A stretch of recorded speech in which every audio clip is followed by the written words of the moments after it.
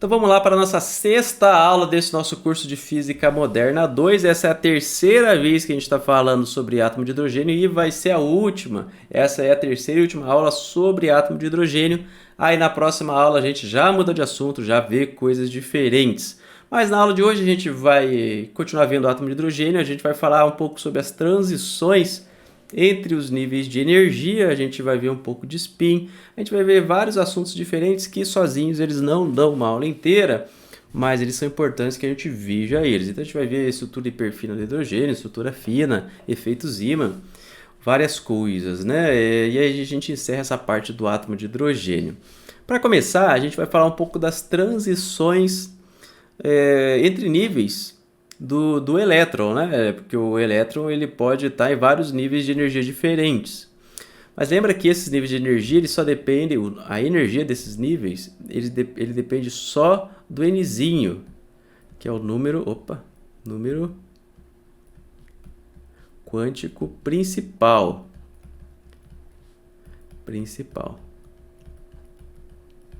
Mas apesar da energia depender só do número quântico principal, o estado de um elétron ele depende de mais outros dois números quânticos. Até agora, depois a gente vai ver que vai aparecer o spin também, mas esquece o spin por enquanto.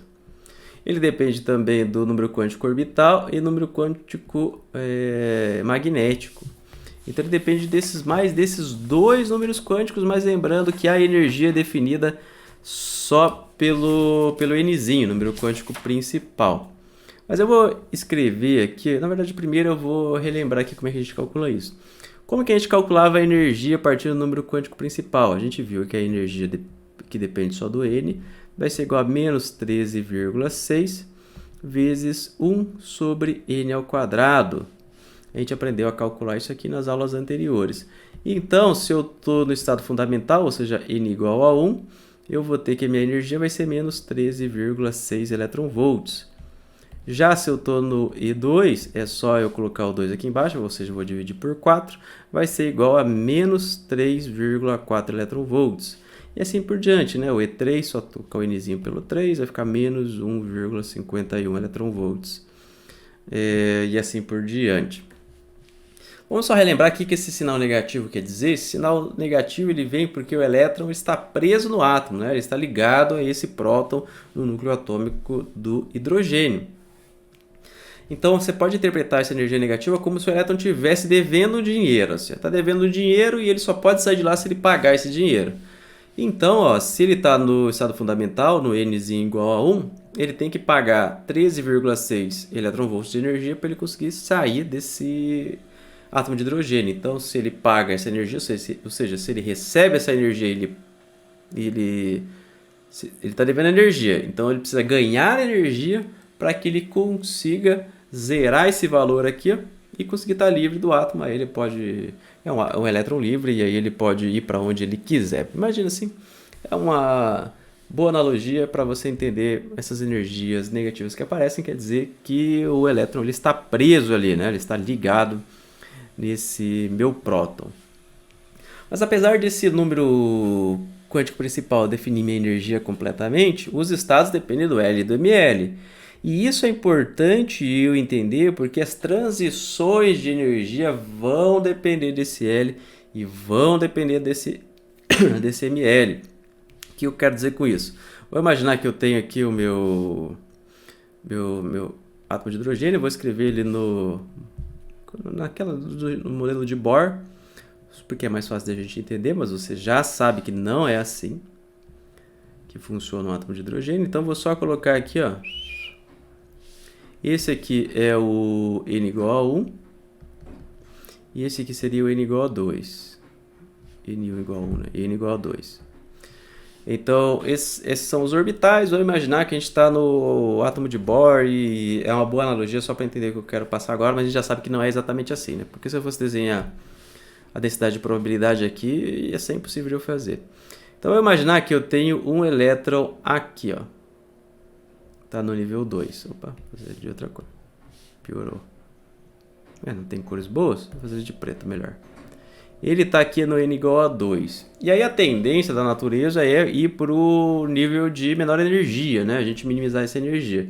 Então, eventualmente, espontaneamente, ele vai pular para cá. O elétron ele vai pular para cá, para o N igual a 1. Ele vai sair do N igual a 2 e vai ir para o N igual a 1. Mas separa comigo, quando ele estava nessa órbita aqui, ó, ele tinha uma energia de menos 3,4 eletronvolts. E depois ele foi para uma energia de menos 13,6 eletronvolts. Ou seja, deu uma diferença aqui, ó, uma diferença de menos 10,2 eletronvolts. Eu sei que eu errei completamente essa conta. Ou seja, o elétron ele perdeu, quando ele saltou daqui para cá, ele perdeu 10,2 eletronvolts. E para onde que foi essa energia?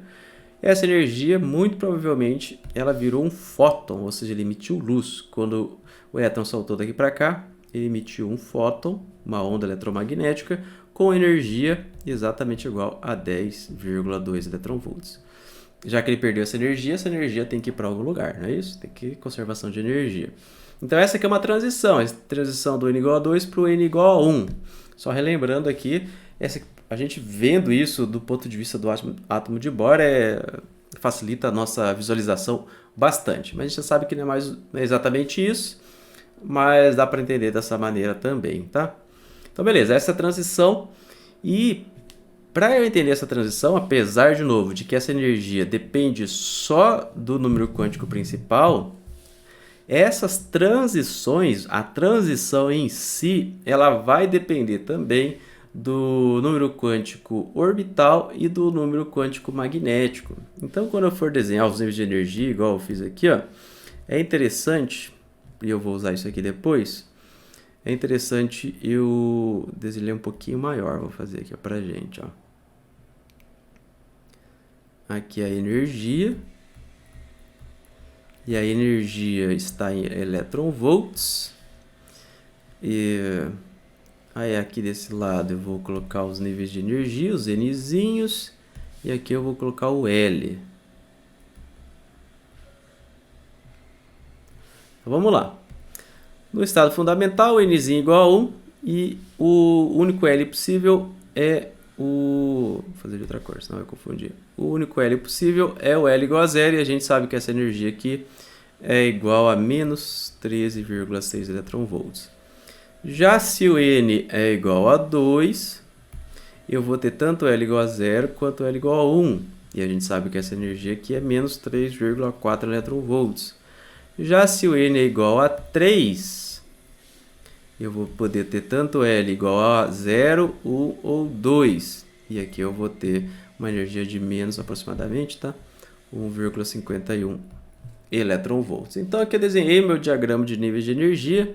E lembrando aqui, ó, eu já falei isso aqui algumas vezes, mas lembrando que esse L igual a 0 é o que a gente chamava do orbital S, lá da tabela periódica. O L igual a 1 era o P. Eu uso notação diferente. Era o P. O L igual a 2 era o D. Não, S, P, D. É isso mesmo. D. O L igual a 3 era o F. E assim por diante, tá? Então, aquilo que você aprendeu lá em Química na escola é o que a gente está aprendendo aqui agora. Mas, beleza. Eu estou falando das transições e eu vou utilizar isso aqui logo, tá? Vou só reescrever aqui, ó. Então, a gente viu aqui os níveis de energia, a gente só relembrou. E aí eu quero falar para vocês das transições permitidas. Transições permitidas. Eu mostrei para vocês, ou contei para vocês agora, que quando existe uma transição do elétron do nível para o outro, ele vai emitir um elétron. Na realidade, aqui, ó, se ele está do nível mais energético para o menos energético, mas o número aqui do N1 é maior que o do N2. Não é, tem um sinal negativo. Então, a energia do N1 é menor que a energia do N2. Ou seja, se ele está no estado mais energético e vai para o menos energético, ele emite um fóton. Ao contrário, também pode acontecer, tá? Ele pode estar aqui no n igual a 1 e absorver um fóton. Então, ele absorve um fóton e aí isso faz com que ele pule para a camada de cima. Não precisa ser a 2, pode ser a 3, 4, pode ser inclusive que ele fique livre, né? Mas assim, os dois processos valem. Eu posso perder energia emitindo um fóton, essa onda eletromagnética, ou eu posso absorver energia, ou seja, eu absorvo esse fóton desaparece e aí eu vou para um nível mais energético, tá? Então a gente está querendo saber quais transições que são permitidas e a parte importante aqui nesse ponto é que esse fóton, os fótons, eles possuem momento angular intrínseco. Então, o fóton ele possui momento angular. Quando eu fico falando uma coisa e escrevendo outra, eu sempre escrevo errado, né? Por isso que tem bastante erro. Intrínseco. Então, o fóton em si, ele possui um momento angular. E esse momento angular, ele equivalente ao L igual a mais ou menos 1. Então, sempre que um fóton for absorvido ou for emitido, eu vou ter uma mudança de L do meu sistema.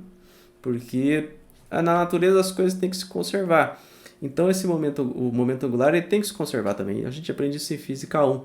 Então, quando existe a transição eletrônica e existe a absorção ou emissão do fóton, o momento angular do elétron vai mudar. O momento angular desse átomo de hidrogênio vai mudar.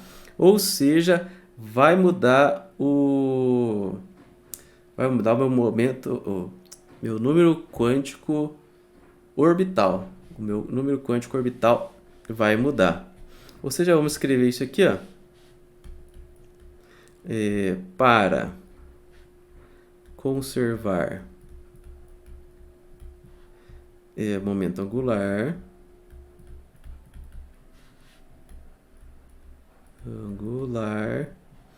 uma transição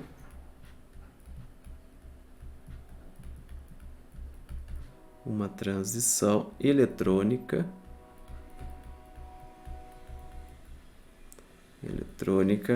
deve obedecer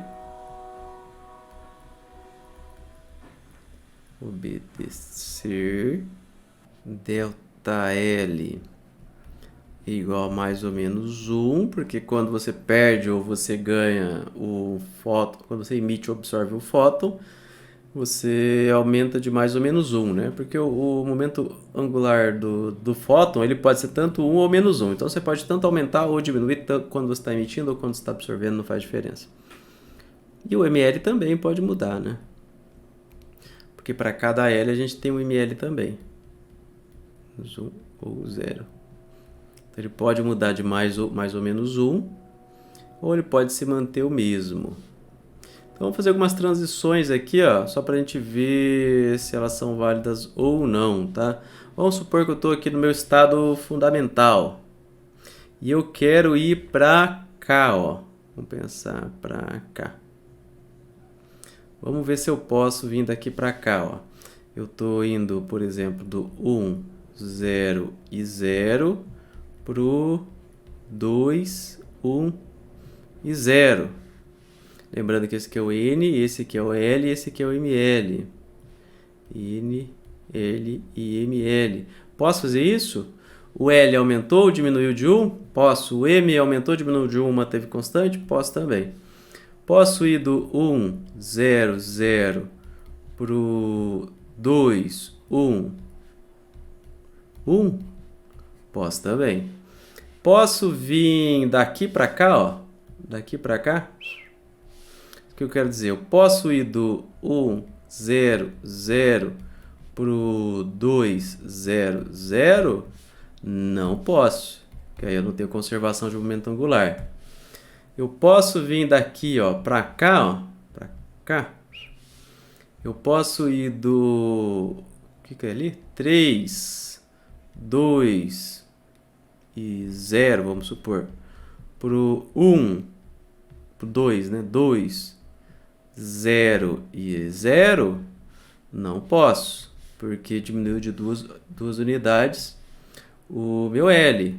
E aí eu não posso, porque senão não tenho conservação de momento angular. Eu posso vir daqui, ó, vou fazer de azul agora, para cá, direto. Vamos pensar, ó.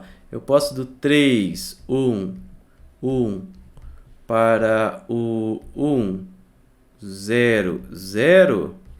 Posso também, tá valendo. Então, apesar do a energia dos meus estados, ela depender só do meu número quântico principal, se eu quero fazer uma transição emitindo ou absorvendo um fóton, eu preciso me preocupar também com o momento angular. Se eu não me preocupar com o momento angular, aí eu não vou conseguir verificar se essa transição é possível ou não. Vamos para o próximo assunto, que é spin. Então vamos lá, spin. Spin é uma propriedade das coisas que existem no universo, tipo fótons, partículas, bóson de Higgs, quarks, tudo isso tem spin. Então vamos fazer aqui falar um pouquinho sobre spin. E é uma introdução, tá? A gente vai ver spins mais para frente de novo, introdução. Inclusive na próxima aula a gente vai falar um pouquinho mais de spin. Então tudo no universo ele tem spin. E dependendo do valor do spin, a gente classifica em dois tipos diferentes. A gente classifica em bósons e em férmions. Spin não é o elétron girando, tá? O elétron nem é uma bola, não é que o elétron gira. Apesar de a gente criar essa figura antigamente na nossa cabeça, mas o spin não é a partícula girando, tá? Spin é uma propriedade que existe nas coisas no universo, a gente não sabe muito bem o que é, e ela traz aí uma componente de momento angular, lembrando como se a partícula estivesse girando, mas não é exatamente isso. Mas enfim, em relação ao spin, o que é um bóson? Bóson é uma partícula ou um fóton que tem spin inteiro. Está muito próximo aqui, não dá para ler direito. Spin inteiro. E como exemplo, a gente tem o fóton, que eu já falei várias vezes, o bóson de Higgs e os outros bósons, né? Que a gente chama eles de bóson W, é isso? Bóson W e bóson Z, se não me engano. Mas são partículas menos comuns. Por exemplo, bóson de Higgs. Então, o que quer dizer que é spin inteiro? Spin inteiro é 1, é 2, é 3, etc. Então, os bósons têm spin inteiro. Já os férmions, eles têm spin meio. Meio inteiro. Não só meio, meio inteiro, né? Como exemplo, a gente tem o elétron, o próton e a maioria das partículas que a gente conhece são férmions. E aí ele pode ter valor meio, pode ter valor 3 meios e assim por diante. Lembrando que o spin é uma propriedade intrínseca. O que quer dizer intrínseca? Que faz parte da própria natureza. Então, a propriedade intrínseca. E ela não está associada ao movimento. O spin existe se a partícula está parada ou se ela não está. Então, não está associado ao movimento. E aí, a gente tem duas características interessantes de bósons e férmions, que provavelmente é o que mais distingue eles, né? Porque a gente diz que o spin é diferente, de tipos diferentes, né? Então, dependendo do spin, pode ser bóson e férmion, só que tem propriedades aqui ó, que são muito importantes. Isso aqui é bom você saber. Os bósons, eles podem ocupar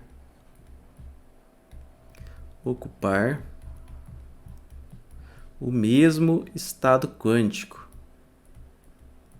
O mesmo estado quântico. Já os férmions não podem. E essa é uma diferença crucial. Não podem. Não podem ocupar o mesmo estado quântico. Então essa é uma diferença crucial entre os bósons e os férmions.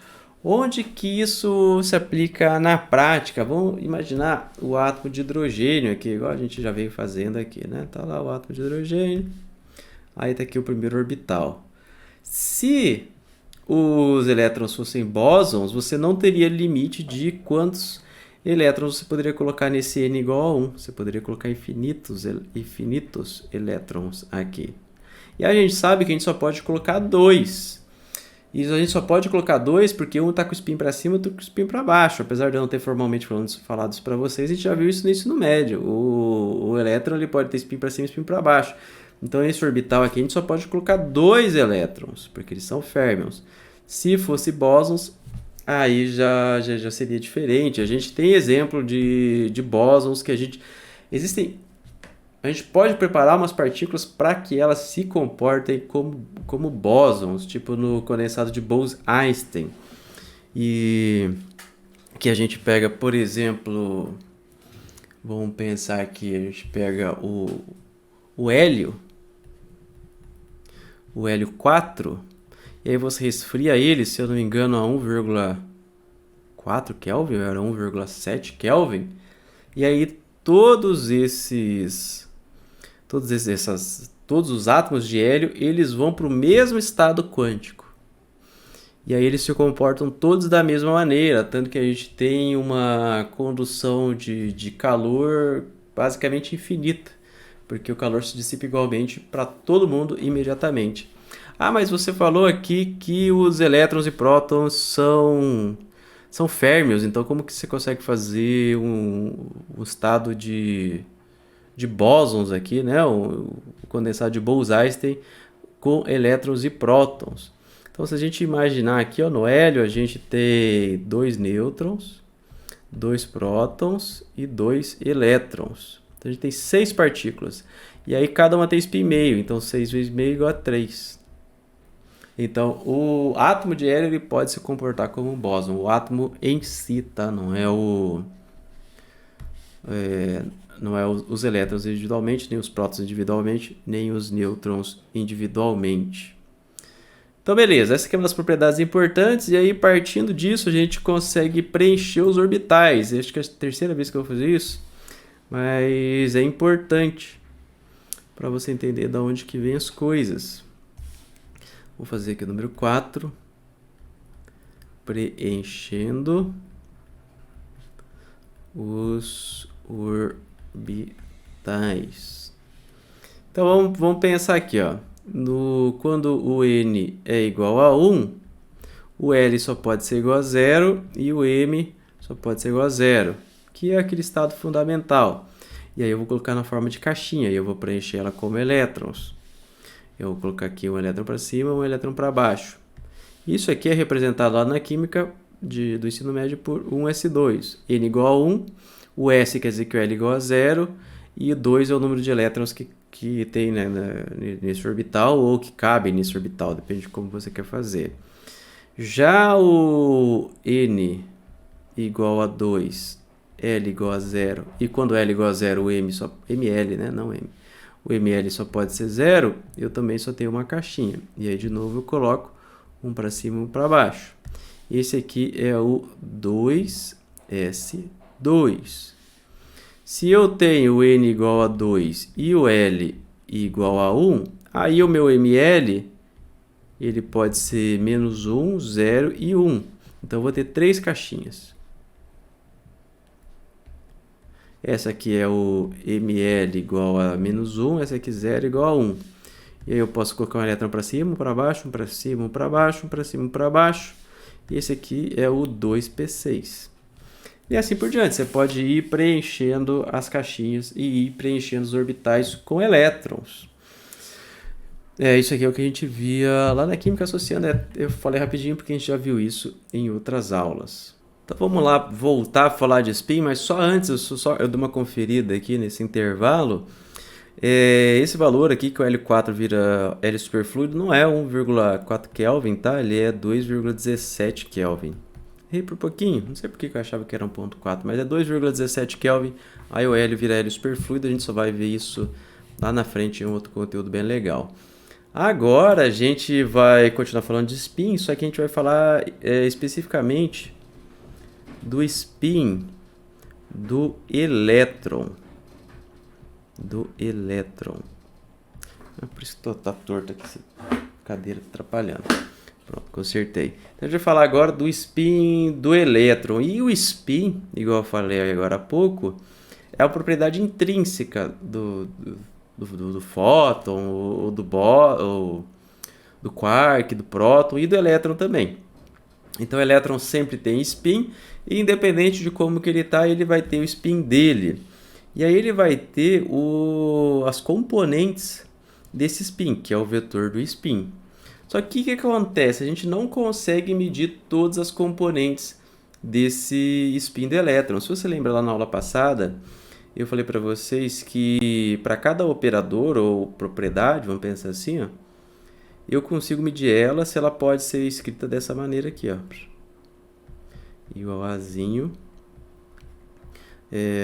psi. Onde essa aqui é a função de onda e que descreve, né, a minha partícula. Esse aqui é o operador da propriedade que eu quero medir. A gente viu na aula anterior para o momento angular. Esse aqui é o meu alto valor. O que é o alto valor? É o valor associado daquele operador. Por exemplo, para o operador, para a componente z do momento angular, ele vai me dar o valor do Lz, que era h cortado ml.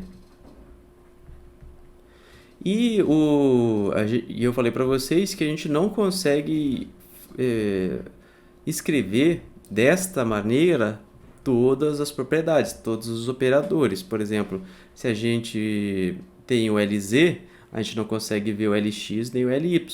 E lembra, para a gente definir um vetor em 3 dimensões, escrito em coordenadas retangulares, a gente precisa da componente x, y e z. Então o spin do elétron ele vai ter 3 componentes também, x, y e z.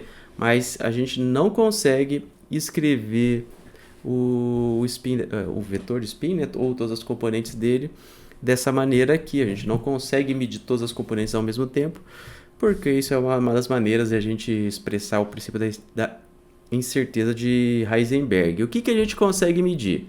A gente consegue medir o módulo desse vetor. Como que a gente mede esse módulo? Na verdade, eu vou colocar o módulo ao quadrado aqui, que é o jeito mais comum de escrever. É só eu aplicar o operador. Eu vou escrever assim como esse ao quadrado, tá?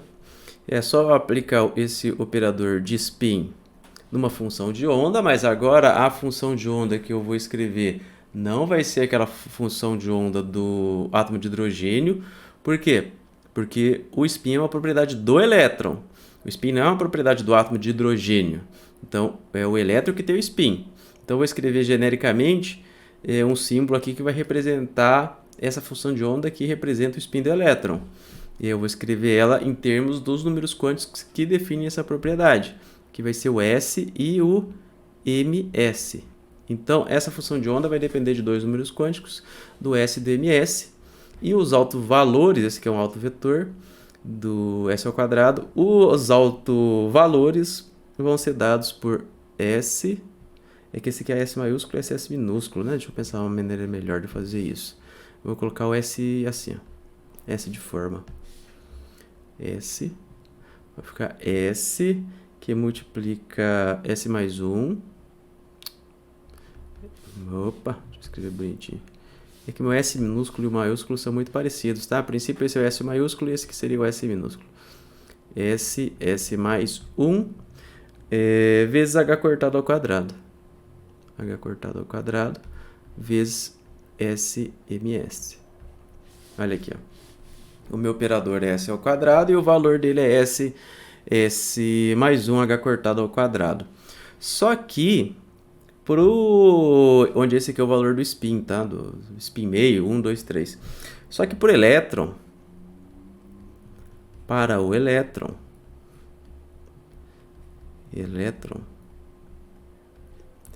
Szinho é sempre igual a meio, porque o elétron tem spin meio. Então, eu posso substituir ali, ó. S ao quadrado, que age numa função que depende de S e ms, vai ser igual a meio mais 1, h cortado ao quadrado. Na verdade, aqui, ó, eu já posso trocar isso aqui para meio, né? Porque o valor do Szinho é meio sempre. Então, aqui fica 1 sobre 2. 1 sobre 2, ms. Aqui que eu estou escrevendo aqui, eu estou dizendo que depende de uma função cujo um dos números quânticos, cujo o Szinho tem o número quântico meio e o ms eu não sei. Então, aqui eu posso terminar essa conta, eu vou ter S ao quadrado, ms. Esse aqui é um ket, tá, gente? Esse aqui é um ket. Esse aqui é um bra e esse aqui é um ket. O nome disso aqui é um ket.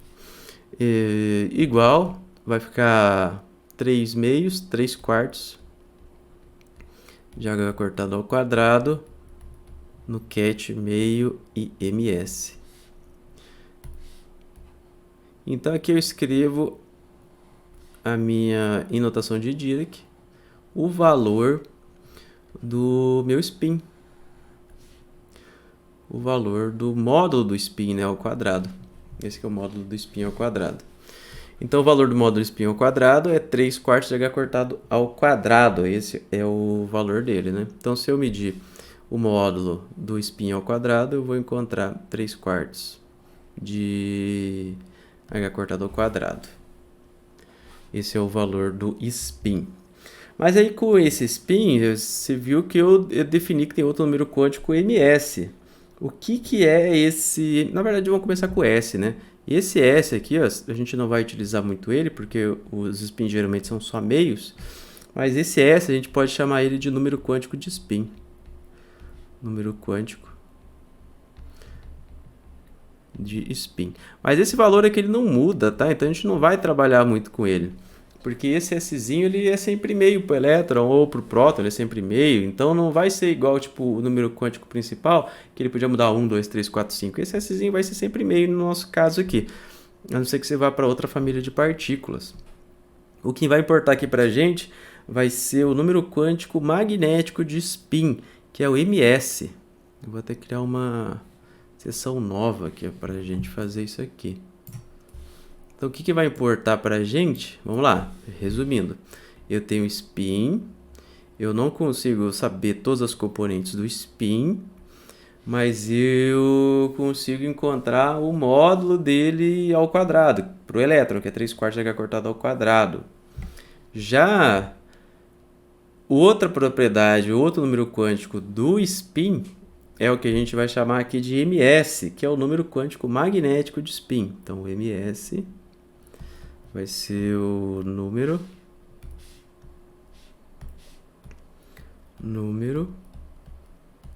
quântico magnético de spin. Em vários lugares vocês vão encontrar, não vão encontrar esse S e vão encontrar só ms. E muita gente chama o ms de número quântico de spin. Mas a rigor a gente tem que diferenciar os dois. Porque se a partícula tem spin inteiro, sei lá, um bóson, por exemplo, esse S já seria diferente. Então, mas na maioria dos casos, nos livros mais básicos, assim, como vocês geralmente só falam de elétron e próton, talvez o nêutron, o spin ele já meio que assume que é meio, e aí ele chama esse ms de número quântico de spin, tá? A gente vai fazer essa diferença. O número quântico magnético de spin é o ms. E esse ms ele pode ter dois valores, ele pode ser meio e menos meio. Ah, mas o que é esse ms aqui? Ele é a projeção, ele é um número que vai indicar para a gente a projeção no eixo z, na direção z do spin. O que eu quero dizer com isso? Vamos pensar assim, ó. Eu tenho o spin, ele tem o valor dele x, y e z. eu posso medir aqui na física quântica, eu consigo medir só uma dessas componentes. E eu escolho de novo medir a componente Z. E essa componente Z pode ter um valor positivo ou um valor negativo. Ela só pode ter dois valores, um valor positivo e um valor negativo.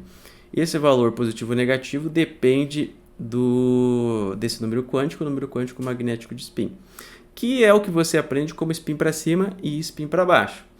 Então, o spin para cima é quando eu tenho o ms meio, o spin para baixo seria quando eu tenho o ms menos meio. Mas se eu medir a componente Sz do meu elétron, o que eu vou fazer? O que eu vou obter na realidade, né? Então, a Sz é a componente em Z do spin. Lembra que o spin ele tem a componente em x, y e z. Se eu meço só a componente z, o que eu vou encontrar? Eu vou encontrar h cortado, ms de 1 sobre 2 ms. Ou seja, como eu só tenho duas opções para ms, se eu pegar o ms meio, que seria o nosso spin para cima, esse valor vai ser meio, vai ser h cortado sobre 2. Aí o valor da componente Sz do spin é h cortado sobre 2.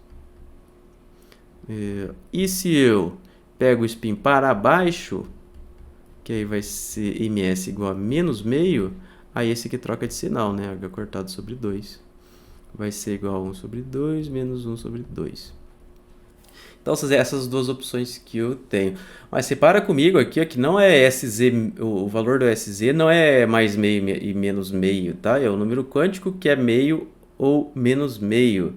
O valor do Sz, ele é... O que é o Sz? Sz é a componente em Z do spin. O valor do Sz ou é h cortado sobre 2 ou ele é menos h cortado sobre 2.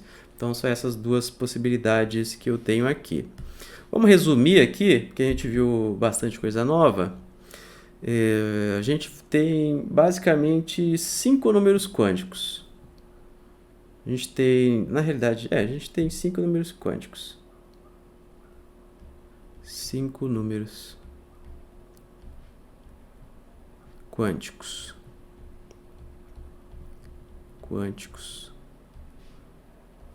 Para caracterizar o elétron no átomo, esse E menos elétron, tá? No átomo de hidrogênio. Quais são esses 5 números quânticos? Eu tenho o Nzinho, que é o número quântico principal. Isso aqui você tem que saber. Esses 6 aqui, ó. Esse 6 aqui, se são 6, isso que você tem que saber. Número quântico principal. Então, são poucas coisas que eu coloco tanta ênfase que você tem que saber. Mas essa é uma delas, o número quântico principal. E você tem que saber para que serve o número quântico principal. Qual que é a coisa que mais muda o número quântico principal? O número quântico principal ele fala pra gente sobre a energia do nível de... Fala sobre a energia desse nível, desse orbital que eu tô. Aí tem também o Lzinho, que é o número quântico orbital.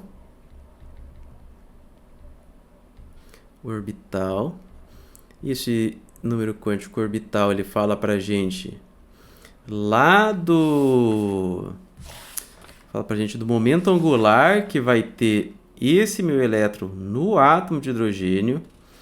E a gente vai ter também o ml, além dele mudar a distribuição, né, da densidade de probabilidade espacial do elétron. A gente vai ter o ml, que é o número quântico magnético.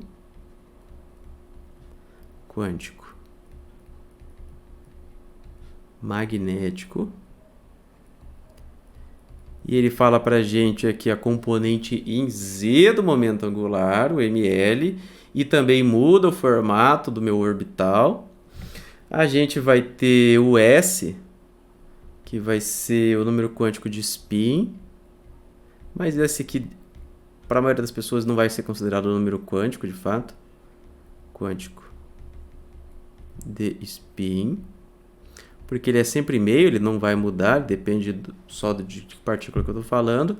E aí sim o ms, que é o número quântico. Quântico magnético de spin.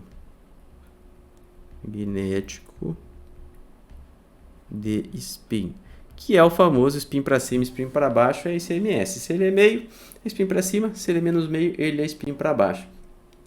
Então essa seção aqui, ó, é a mais importante, talvez das últimas duas aulas, é aqui, ó.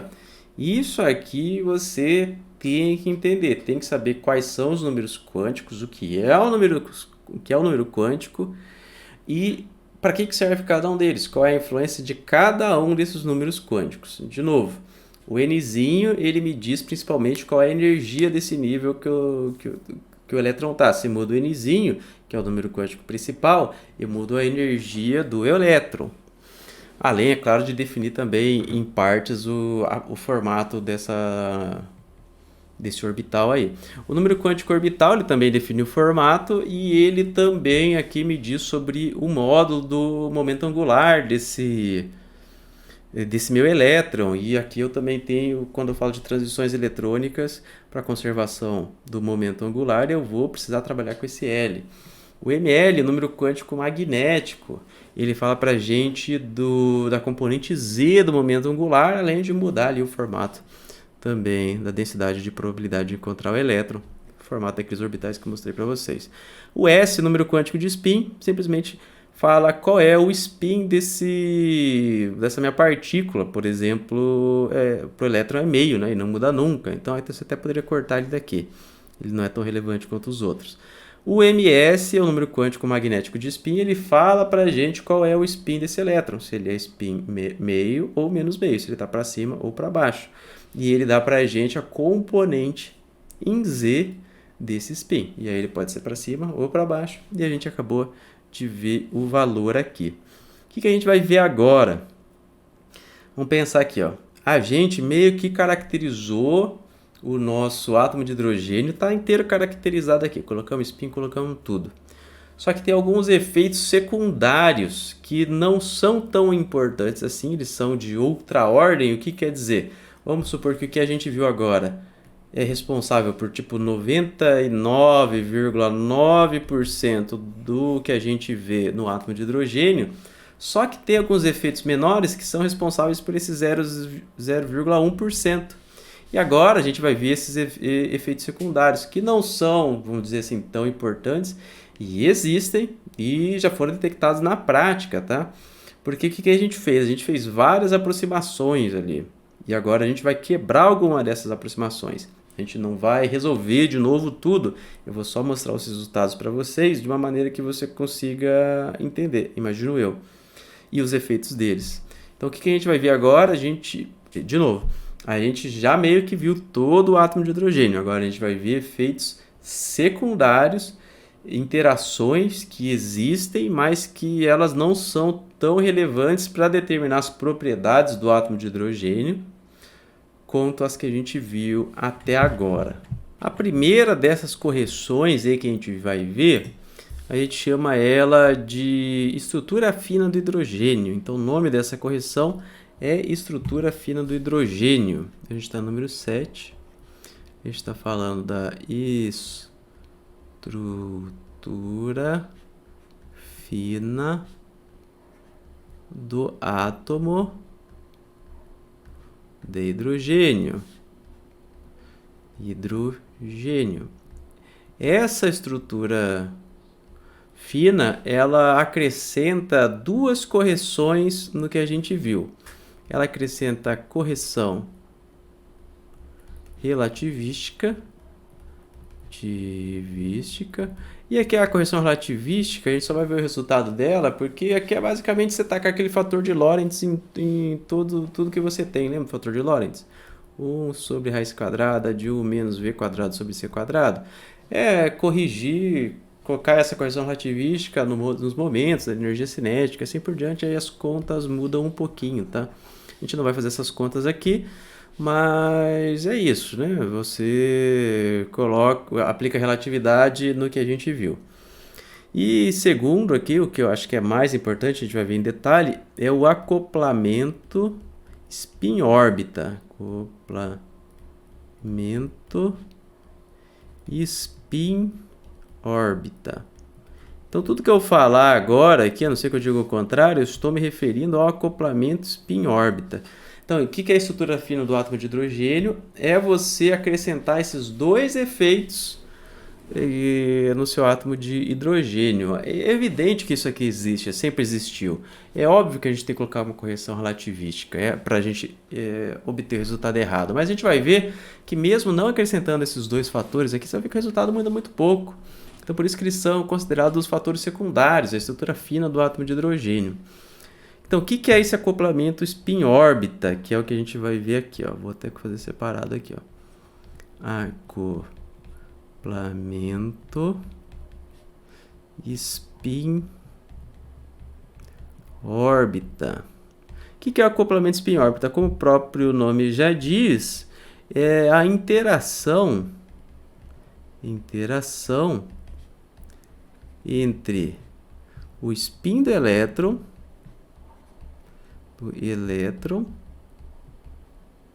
e o momento angular do átomo de hidrogênio, ou do próprio elétron, né, que está no átomo de hidrogênio, e o momento angular. Ou seja, eu não vou poder mais trabalhar separadamente com L e S. Eles não são independentes mais. Não são independentes. Ah, a gente acabou de ver o spin, ele já está atrapalhando aqui? Exatamente. Agora, se a gente levar em consideração o spin, ele vai fazer uma interação, ele vai interagir com o independente. Vai interagir com o momento angular dependentes. E a gente vai ter que trabalhar com eles ao mesmo tempo.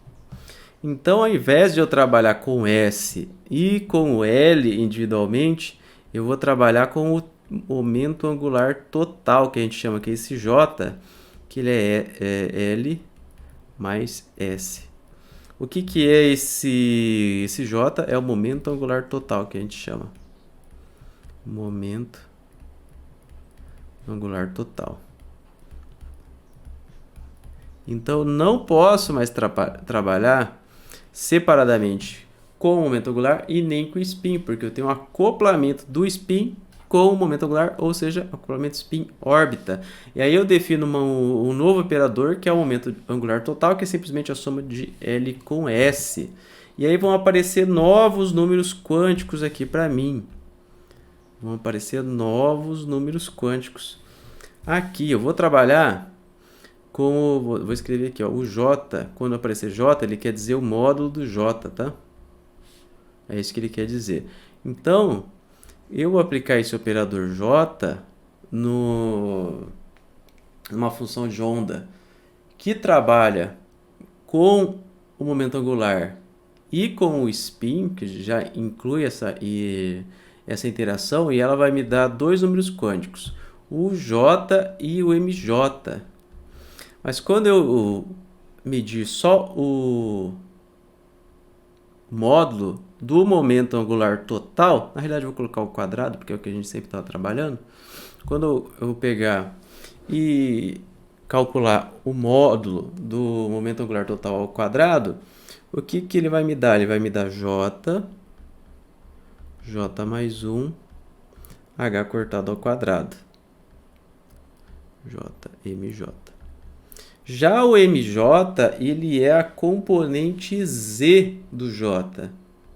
Opa. Então, do momento angular total, a componente em Z do momento angular total é o JZ. E aí, ele vai me dar um valor que depende do MJ, que vai ser MJ H cortado. Então, os autovalores da componente Z do momento angular total é MJH cortado. Beleza, que valores são esses de J? Quais são os valores possíveis que o J vai assumir? O J ele vai assumir dois valores possíveis, dependendo do L. O J vai ser igual a L mais meio, e ele vai ser igual a J igual a módulo de L menos meio. Então, para cada L eu vou ter até 2 J's. Por exemplo, se L for igual a zero, então L mais meio é igual a meio, e L menos meio, módulo de L menos meio, vai ser igual a meio também. Ou seja, J é igual a meio. Se L for zero, J é igual a meio. Se L for igual a 1, aí o que eu vou ter? Eu vou ter que L mais meio é igual a 3 meios, e módulo de L menos meio é igual a meio. Então, nesse caso, o meu J vai valer igual a 3 meios e meio. Repara que agora eu vou ter mais estados quânticos possíveis, porque para cada L agora eu posso ter até 2 estados, né? Então, um estado virava 2.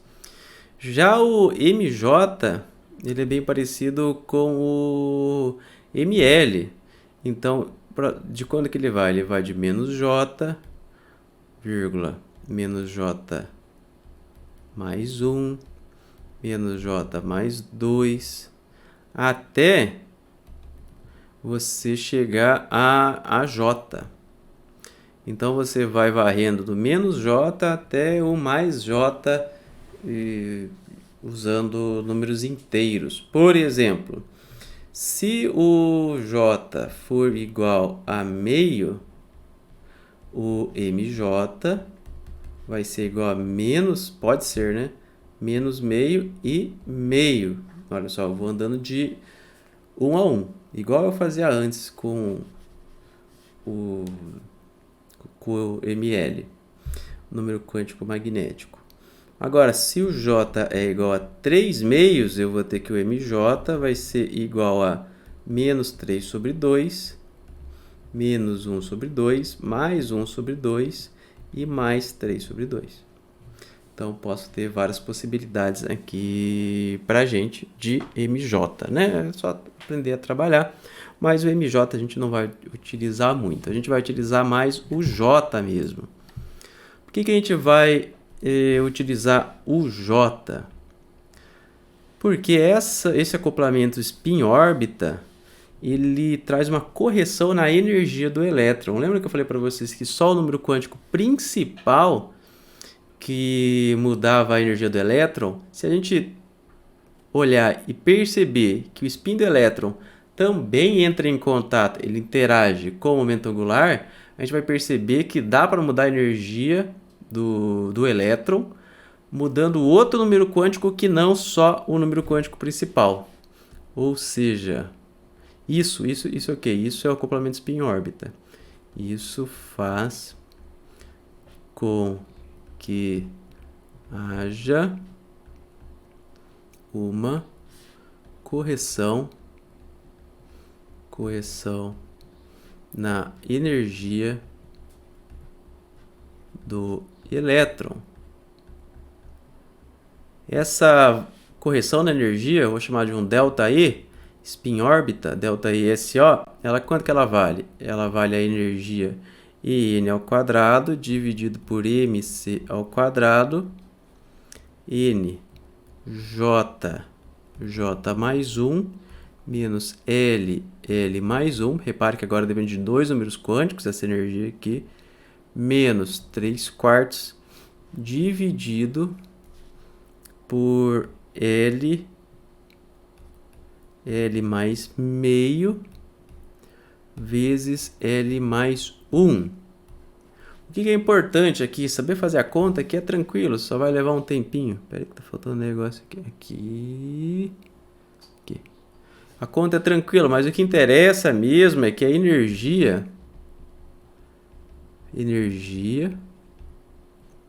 depende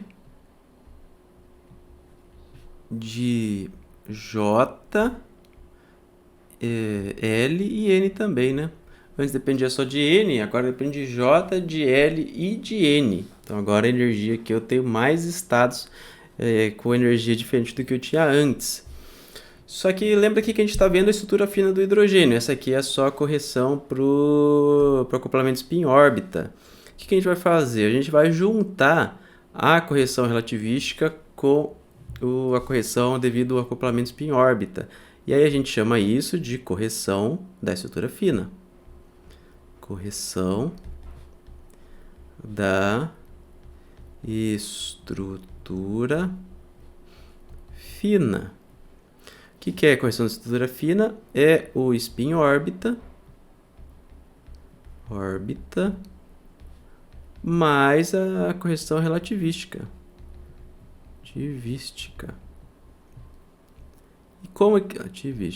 E como que fica essa energia agora? Ela vai ficar assim, ó, E, que depende só de N e J, aí o L cai fora, vai ser igual a menos 13,6 dividido por N ao quadrado, 1. Repara que isso aqui, ó, é o que a gente tinha antes, tá? Ó.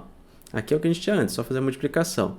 E aí vai aparecer um termo aqui ó, depois, que é o termo da correção, que vai ser alfa ao quadrado dividido por N ao quadrado, que multiplica N dividido por J mais meio, menos 3/4.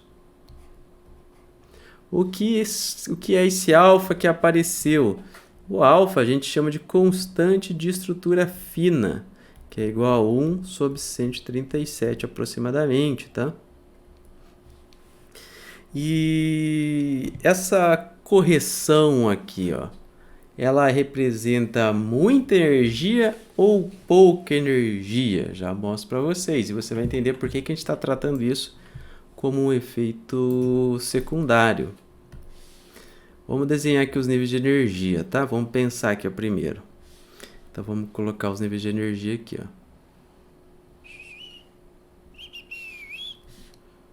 Então a gente tem energia aqui em energia, não vou colocar em electron volts, porque a gente vai ver depois os valores. Mas vamos imaginar que a gente tinha N igual a 1. Se N igual a 1, o L, vou fazer de outra cor aqui, tá? Só para ver que eu estou só pensando. Ó. Se N igual a 1, então L é igual a 0. E a gente viu que se o L for igual a 0, J é igual a meio, né? Então a gente vai ter aqui J igual a meio. Vamos desenhar aqui, ó, J igual a meio. J igual a meio. Beleza, a gente tem um nível de energia. Já vamos ver que energia que é essa. Se eu tenho N igual a 2, e agora começa a ficar interessante, eu vou ter que L pode ser 0, né? Se L for 0, então de novo eu vou ter J igual a meio. Mas se L for 1, eu vou ter J igual a 3 meios e meio, né? A gente não fez isso aqui, ó. J igual a 3 meios e meio. Então, no N igual a 2, eu vou ter dois valores de J possíveis, ó, porque esse aqui é o mesmo desse, tá? Então, não pode repetir. Eu vou ter um J igual a meio. E aqui eu vou ter um J igual a 3 meios. E a gente viu que a energia depende do J. Então, eu estou tirando a degeneracidade dos estados, ou seja, os estados estão deixando de ser degenerados. Ou seja, os estados eles estão começando a ter energias diferentes. Então, o acoplamento spin-órbita ele cria mais estados com energias diferentes. Ah, mas se isso é tão influente assim, por que você não mostrou isso antes, né? Aprendemos tudo errado e agora estamos vendo certo. Aí você pode fazer em diante, né? O N3, N4. Vamos ver aqui, ó, quanto de energia que isso de fato representa aqui, ó, pra gente, tá? Eu tenho aqui uma simulaçãozinha. Esse da esquerda é a energia que a gente tinha antes, 13,6. E aqui é a energia com a correção. Então aqui ó, é pro N igual a 1, tá? N igual a 1. Para quanto que foi essa energia? Ó? Foi para menos 13,6002 aproximadamente. Aqui, ó. Olha como é que ela muda muito um pouquinho. Tá vendo por que o acoplamento spin-órbita e a correção relativística são considerados efeitos de segunda ordem? Porque eles alteram muito pouco a energia que a gente tem, tá? Então, essa energia, ela é da ordem, isso aqui vale a pena você anotar.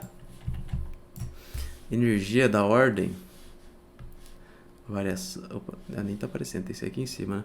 Essa variação de energia, ela é da ordem de 10 na menos 5 eletronvolts.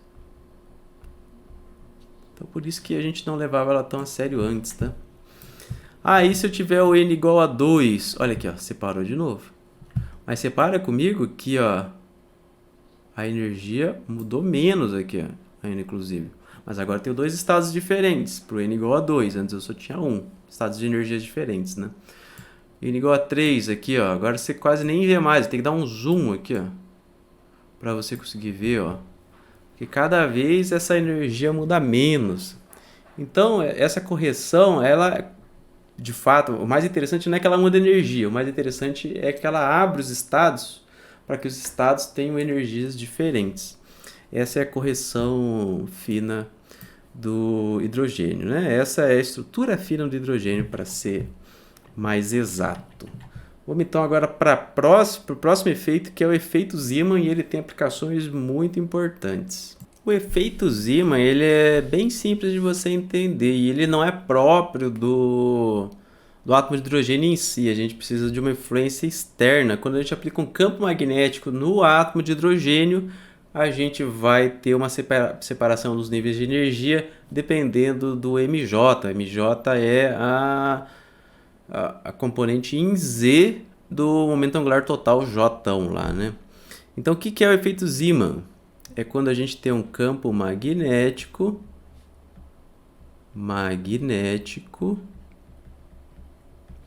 externo, um campo magnético externo, ele muda os níveis de energia. Essa variação de energia, que eu vou chamar de variação de energia Z do Zeeman, ela é igual a μB, já explico o que é uma constante, vezes o GI, vezes o B, que é o valor do campo magnético, vezes o MJ. Então, aqui, ó, o que a gente tem? A gente tem o μB, que a gente chama ele de magneton de Bohr. Magneton de Bohr. E esse magneton de Bohr, ele equivale a 5,788 vezes 10 na menos 5 eletronvolts por Tesla. Tesla é medida de campo magnético, para quem não lembra. O GI, a gente chama ele de fator de Landé, ou Landé, de Landé. O L é maiúsculo aqui, tá aí que tem um acento. E ele vale aproximadamente 2, e o B é o campo magnético, né? O campo magnético. Então, o que ele faz aqui, ó, na prática, tá? O efeito Zeeman. Vou imaginar que eu tô no estado, vamos pensar aqui, no estado fundamental, aqui, ó, no N igual a 1, tá? N igual a 1. Aqui é a energia. E aqui é o campo magnético. Quando o campo magnético, ó, quando N é 1, o que eu vou ter? N é 1, L é igual a 0. E eu vou ter que o J, ele vai ser igual a meio. E eu vou ter que o MJ, ele pode ser menos meio ou meio, né? A gente viu isso agora há pouco. Então, essas são as opções aqui para o estado fundamental. Vou desenhar aqui no meio, melhor. N igual a 1. Só que aí o que acontece? Conforme a gente vai aplicando um campo magnético aqui, ó, o estado que tem o MJ meio, ele vai aumentando para cá a energia. Então, aqui, ó, é o MJ igual a meio. E o estado que tem o mj igual a menos meio, ele vai diminuindo a energia. Então, dependendo do campo magnético que eu aplico no átomo de hidrogênio, eu vou ter uma separação dos níveis de energia, coisa que eu não tinha antes, né? Antes o MJ não mudava a minha energia, o que mudava a minha energia era o J. Então agora, dependendo do campo magnético, eu mudo esse MJ. Mas muda de quanto? Vamos lembrar que a correção fina da estrutura fina do átomo de hidrogênio era da ordem de 10 na menos 5 eletronvolts. Essa aqui era a estrutura fina, né? Para a gente agora, vamos apagar para você não copiar errado aqui, ó. 10 a menos 5 era estrutura fina. Este agora, ele depende do campo magnético. Então, ele é da ordem de 10 na menos 7 para um B igual a 10 na menos 3 Tesla. E ele é, já digo quanto que vale isso aqui, tá? E é da ordem de 10 na menos 4 eletronvolts, ou seja, pode até ser maior que aquela correção da estrutura fina da estrutura fina, por um B da ordem de 1 Tesla. Mas quanto que é 10 na menos 3 Tesla? Isso aqui é o campo magnético de um ímã de geladeira, aproximadamente. Aquele que você cola na porta da geladeira. De geladeira. Então, o ímã de geladeira cria uma separação dos níveis de energia da ordem de 10 a menos 7 eletronvolts. Já, isso aqui é 10 a menos 4, né? Parece um 9 às vezes. 10 a menos 4. Já um campo magnético de 1 Tesla, que é um ímã de uma caixa de som aproximadamente, o ímã de uma caixa de som grande, e é bastante campo magnético. Eu acho que é difícil, acho que você nem chega a 100 Tesla, se eu não me engano. É difícil um Tesla. Um Tesla é bastante coisa. É da ordem de 10 na menos 4 eletronvolts. É claro que você tem que estar bem perto, né? Se você estiver longe, aí vai diminuindo. Mas então um Tesla aí, mas aproximadamente da ordem de 10 na menos 4 eletronvolts, essa correção. E um ímã de geladeira 10 na menos 7, tá? Só para você ter uma ideia de quanto que vale essa correção aqui. Lembrando que a energia no estado fundamental é 13,6 eletronvolts, né? 10 na menos 7 é 0,1, 2, 3, 4, 5, 6, 7. Tipo aqui, ó. Você vê que a correção é bem pequena, por isso que é considerado efeito secundário. E por último, a gente tem a estrutura hiperfina do hidrogênio. Estrutura. Só vou comentar para você saber que existe, tá? Hiperfina do hidrogênio. Ou do átomo de hidrogênio, se assim você preferir. E o que é essa estrutura hiperfina? Lembra que a gente já viu a estrutura fina? Agora a gente está vendo a estrutura hiperfina, que é a interação entre o spin do próton, do núcleo, e o spin do elétron. Interação entre o spin do próton e o spin do elétron. E aí isso aqui é da ordem de 10 na menos 6 eletronvolts, ou seja, é a menor de todas, né? A não ser que você coloque um campo magnético muito fraco, mas de todas que a gente viu, ela é considerada a mais fraca de todas. Então, só para a gente encerrar aqui, ó, tudo que a gente viu de átomo de hidrogênio, vamos fazer um resuminho desses fatores secundários que a gente viu aqui, tá? Então, 10 resumo. Porque lembra que agora a gente vai trocar de assunto. Então, a gente tem os efeitos principais.